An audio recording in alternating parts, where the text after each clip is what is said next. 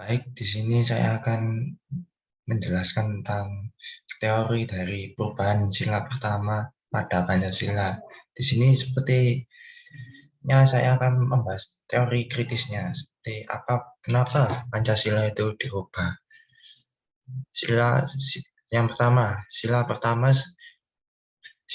sebelum diubah. Di sini saya akan berbicara tentang Pancasila yang sila pertama yang diubah. Kenapa kok sila pertama diubah?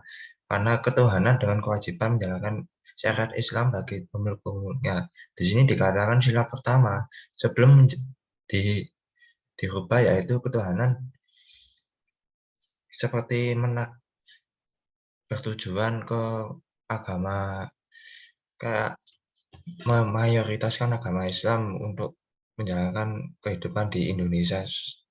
Seharusnya yang memperjuangkan kemerdekaan Indonesia ini bukan soal agama, tetapi soal masyarakatnya dan para pahlawan dan pejuang-pejuang untuk agar kemerdekaan ini bisa tercapai. Jadi alasan untuk syariat Islam ini sepertinya tidak cocok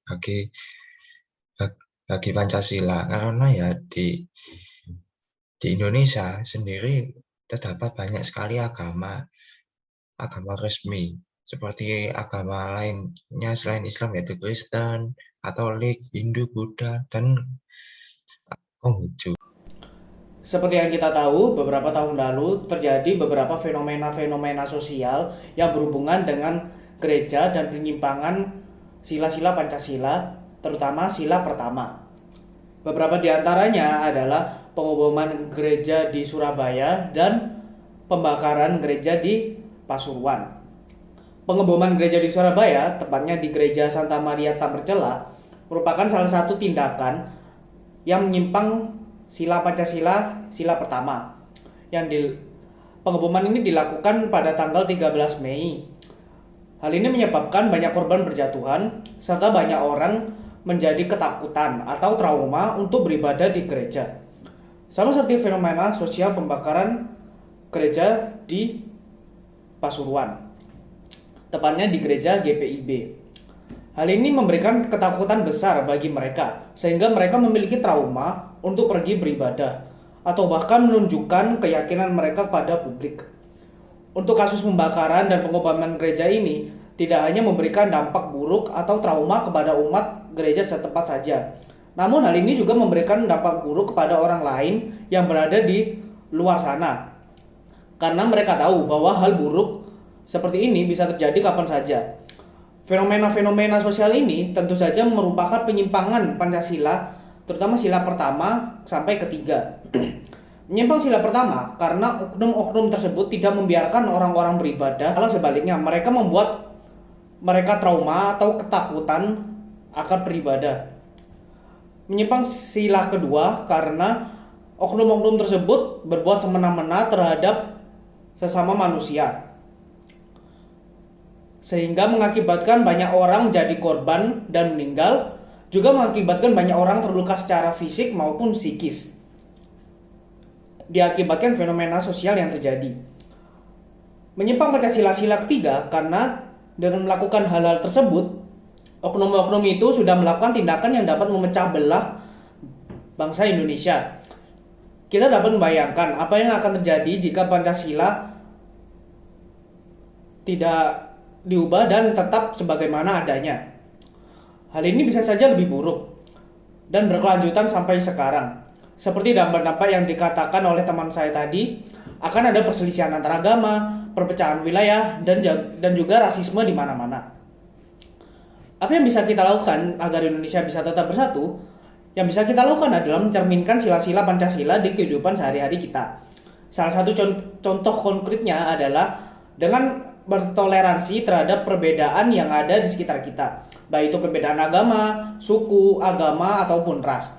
Misalnya di lingkungan sekolah, kampus, ataupun di sekitar rumah kita sendiri. Ada orang-orang yang berbeda dengan kita. Kita harus tetap menerima dan menghargai perbedaan tersebut, bukan membanding-bandingkan ataupun menjelek-jelekan perbedaan yang ada. Dengan melakukan hal tersebut, kita dapat membawa Indonesia selangkah lebih maju. Jadi sekarang saya akan menjelaskan tentang latar belakang kenapa sih sila pertama pada Pancasila itu dirubah.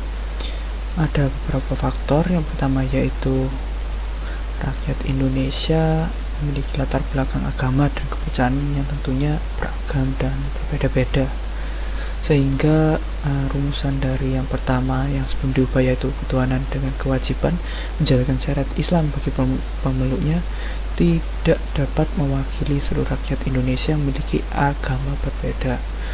Dan juga untuk faktor kedua yaitu tokoh pendiri bangsa Indonesia berusaha untuk menampung aspirasi dan pendapat dari perwakilan Indonesia Timur, khususnya dari para pemeluk agama lain.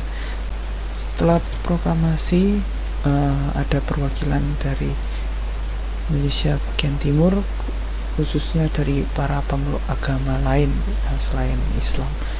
Jadi mereka mengatakan keberatan untuk sila pertama yaitu ketuhanan dengan kewajiban menjalankan syariat Islam bagi para pemeluknya.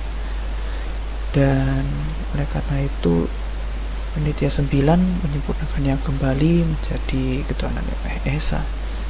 Oke, untuk faktor yang terakhir yaitu perubahan rumusan sila pertama dilakukan untuk mempertahankan keutuhan dan persatuan serta kesatuan bangsa Indonesia. Sekian dari saya. Hari lahir Pancasila yang diperingati setiap 1 Juni memang identik dengan gagasan Presiden pertama Republik Indonesia yaitu Soekarno.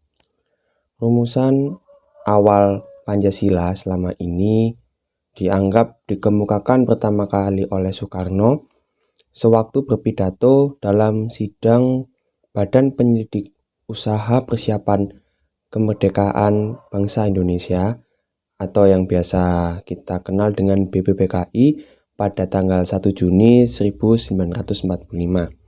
Namun, Pancasila yang dikenal sebagai dasar negara saat ini mengalami sejumlah proses perubahan dari rumusan awal oleh Soekarno.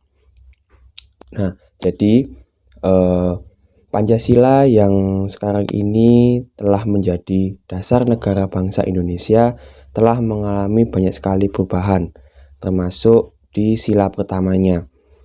Jadi sebelum Pancasila resmi memiliki nama Pancasila,